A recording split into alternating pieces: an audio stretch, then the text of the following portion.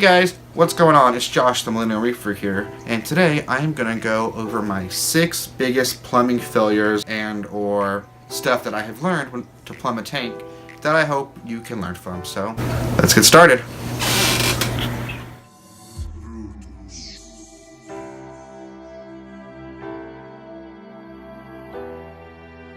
Alright, so I'm making this video because I'm still relatively new when it comes to reefing, and there's some things when it comes to plumbing a tank that they really don't tell you about, and unless you're a plumber or know what you're doing, which I have no idea what I was doing at the time, you're gonna make mistakes. So I wanted to go ahead and share some of my experience and some of the biggest mistakes I made while actually plumbing my reef tank. Number 1, the first mistake, and probably one of the biggest mistakes I made early on, was not putting in a check valve. Essentially what a check valve is it's a valve that allows one-way movement. So let's just say, for example, you have your return pump that's dipped into the water. If the power goes out, that return pump is going to act like a siphon, and it's going to pull the water back underneath the tank and over the sump and into the sump and overfill your tank. That's not good, because you don't want water flowing onto your tank. So what do? You get a check valve. The check valve, once water pressure is below a certain point, the check valve will close and no more water is going to be going down on your floor and, like me, going to be flooding the carpets. So I don't think people I live with would greatly appreciate that. Number 2.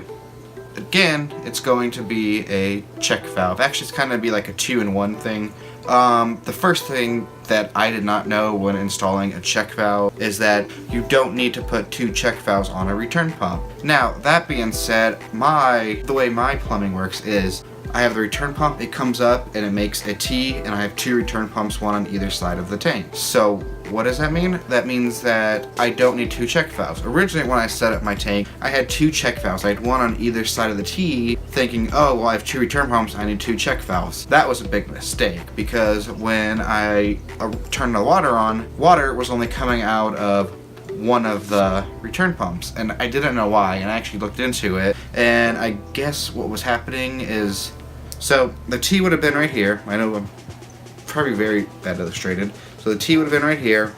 So I had one check valve going this way and one going this way. So due to physics, because everyone likes physics, the one that was closer to the check valve was receiving the greater force. So this one wasn't receiving equal pressure. There wasn't enough pressure open this check valve and this check valve.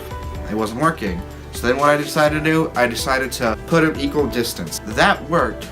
But the problem is that the check valves were fighting against each other, so one would open, one would close, one would open, one would close, and for about a solid hour, my entire living room shook because these check valves were just going back and forth, back and forth, back and forth. So how do you solve this problem? You use one check valve. You put the check valve vertical. You only need one check valve. One check valve. Learn from my mistake. When you're plumbing a tank and you are using a T to go up to 2 return pumps, only use one. Granted, if you do plan on having 2 separate returns, then you're going to need one for each. But if you have a T at some point, you can just, as long as it goes in the T and you have one check valve going one return going this way, one going this way, it's fine. But if you plan on splitting it, then I would put 2 just as precaution. Number 3, using metal in the tank. Now, it's something you don't think about, like, oh, well, this would be fine. But I've actually used metal twice in my tank, and unknowingly I have added unknown metals into my saltwater tank. Why? Because salt water will corrode your metal inside the tank. So what do? You don't use metals. Now, there are 2 places where I use metals. I accidentally, unknowingly of course, going back to check valves, I used a Home Depot check valve.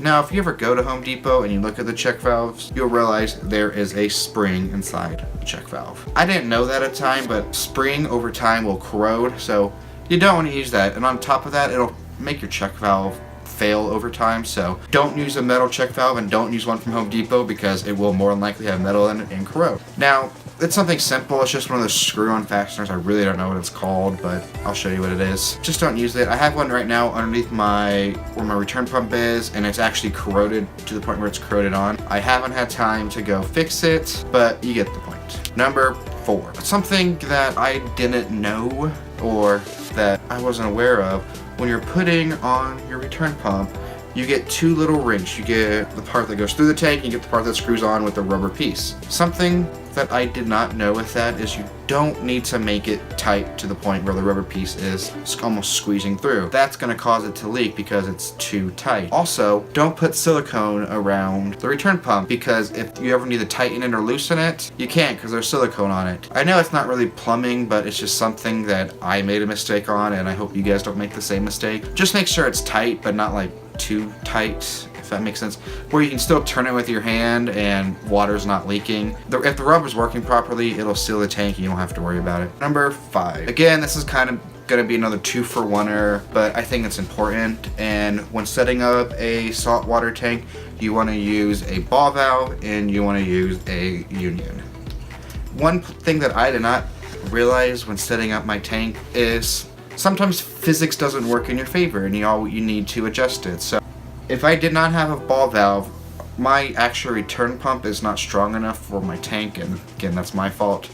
So my water falls down quicker than I can make it go. I have a ball valve to adjust the pressure. So ball valves on your tank allow you to adjust the pressure anywhere, and that goes for when the water is going down and when the water is going back up into your tank. So you have the right pressure. And ultimately, if you have a ball valve on there, you can adjust it to make it pretty quiet. As you can see, my tank doesn't make a whole lot of noise behind me, no lot of like splooshing sound.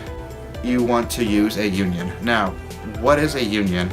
A union is essentially, you have two PVC pipes and it allows you a point where you can unscrew the two PVC pipe. It may not seem like something, oh well, it's $10 I don't really want to spend right now, but $10 now is going to save you a headache later, because when I first did the plumbing in this tank, I actually had a snail fall down into the plumbing, and it was too small to get out of the ball valve, and I had no way of getting into this snail that had fallen down, was causing everything to back up. So I had to cut the pipe, get the snail out, and then I installed the union. That way, in case anything else were to fall down into my return pump, all I have to do is unscrew the union and I can dump them out. Number 6. Something that I did not know, I don't even know what it's called, I don't even know what it is, but when it comes to like plumbing your tank and keeping the tank quiet, you're going to want to do this. When you have the return, if you have it set up like mine where you just have a T in the back of the tank with a return pump, what you're going to want to do is cut out another piece of PVC pipe that goes just over the level of your tank, and then you're going to want to get a cap and drill a hole through the cap, like I have done here. And then you're going to get a piece of tube line and a air valve. It allows you to control the amount of air that is getting sucked into your overflow box. It may seem like, oh, I don't need to do this, it's fine. Trust me, the amount one little turn of that air valve makes in terms of like water slushing down into your tank, and like difference between a quiet tank and like a loud tank, it'll make a huge difference. It's just something that I didn't know until someone showed me, so I'm hoping that you learned from something that I learned. Anyways. Alright guys, I do want to thank you for watching today's video. I really hope you learned something from my mistakes and something that I have learned. It's just something I wish I had known when I was starting out in the hobby, and I hope that you can benefit from it.